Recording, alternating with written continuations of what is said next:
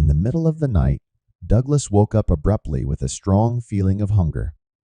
He looked at his wife sleeping peacefully beside him. To avoid disturbing her, he slipped quietly out of the cozy bed and made his way barefoot to the kitchen.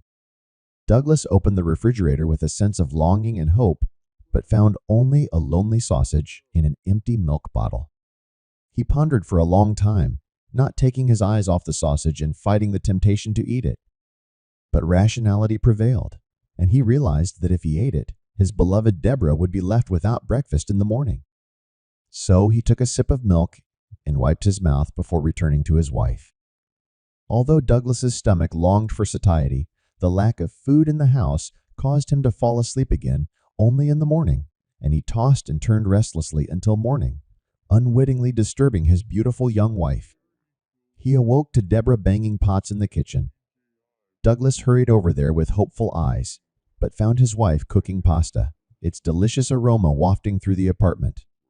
When she saw him, she immediately burst into an angry speech. "Douglas, why did you drink the milk yesterday?" "I was going to use it to make coffee, and now, thanks to you, I'm left without coffee in the morning." "Honey, I was just really hungry. It's not my fault the fridge is empty, because we bought you a new phone, a dress, and a set of makeup yesterday, and we didn't realize there was no money left for food." The guy excused himself. "What do you want to say that your favorite spouse is to blame for your hunger?" Douglas kissed his wife tenderly and stroked her cheek, then said, "I adore you, and I don't hold you responsible for anything. However, ever since we have bonded ourselves in marriage, we have started having problems with food.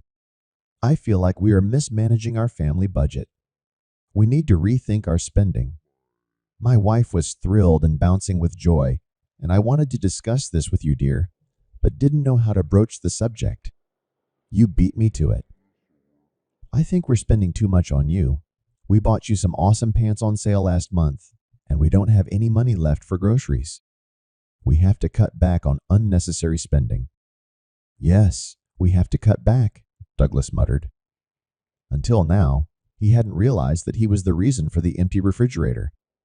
"Well, my love, our family is young, and we are not being very prudent with our finances. So I decided to ask my mother for help. After all, she is a knowledgeable woman who has worked as an accountant all her life and knows how to summarize debits and credits flawlessly. I had already contacted her, and she graciously agreed to help us. Fortunately, she had managed to buy the last train ticket and would be arriving at our apartment tonight." Douglas fell out of his chair with a clatter. Rubbing his sore side, he said, "I wish I were an accountant." Besides, he was to meet his mother-in-law alone. His wife was on duty at the hospital as a nurse. At the appointed time on the platform, flushed with embarrassment and anticipation, he waited for his mother-in-law, Margaret, to arrive. The train came quickly, and Douglas hurried to the car where his mother-in-law was, knowing full well that she didn't like to wait a second longer than necessary. Luckily, he had gotten there just in time, and she had already appeared on the way out. One look at his mother-in-law was enough to send a shiver of fear down his spine. Margaret looked menacingly at her son-in-law and said softly, "Hello, Douglas, my dear son-in-law. Why are you standing here with your mouth open? Don't you recognize your mother-in-law? Take the presents." One by one, his mother-in-law handed him heavy bags filled with village produce. She lived in the village and kept a large household. Now, leaving everything to her husband, she came to save her starving daughter and son-in-law.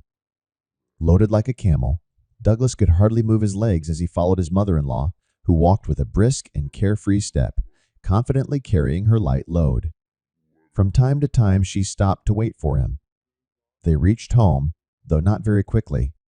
With a sigh of relief, her son-in-law set the bags down in the kitchen and sank tiredly into a chair. Margaret, meanwhile, strolled through the rooms, examining every corner of the apartment. Finally, after scrutinizing everything, even the smallest details in the newlyweds' bedroom, she entered the kitchen and said, "You live very modestly, with minimal furniture and poor repairs. No wonder your refrigerator is empty. But that's okay. Starting tomorrow, I'll take responsibility for your household budget. In the meantime, I'll freshen up in the shower after traveling, since I'm all sweaty, and then I'll feed you." Margaret lounged in the tub while Douglas salivated at the appetizing aromas emanating from the packages. "Douglas, there's no towel." "Bring one, please," came the voice of his mother-in-law.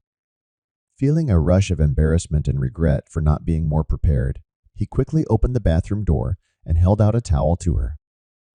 Through the translucent screen, he saw the full figure of his mother-in-law standing with her back to him.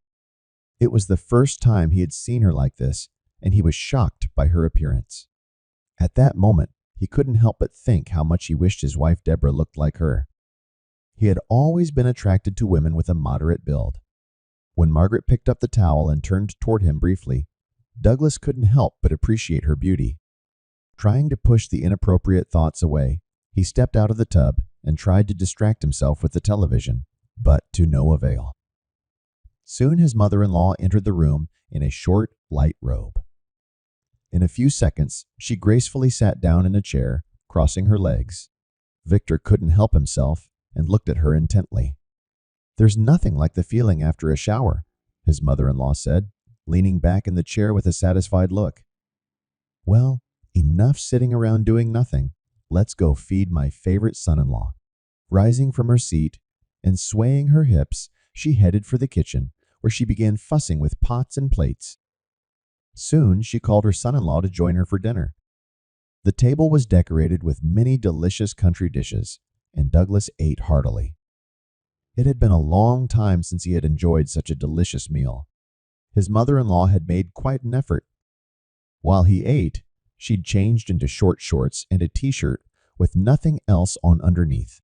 He couldn't help but think how beautiful and seductive she looked, but he tried his best not to look at Margaret.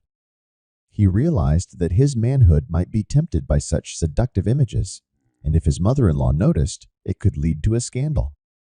He did not know that his unapproachable mother-in-law was deliberately provoking him into action. She never did anything without a purpose. She was accustomed to appreciating her own efforts.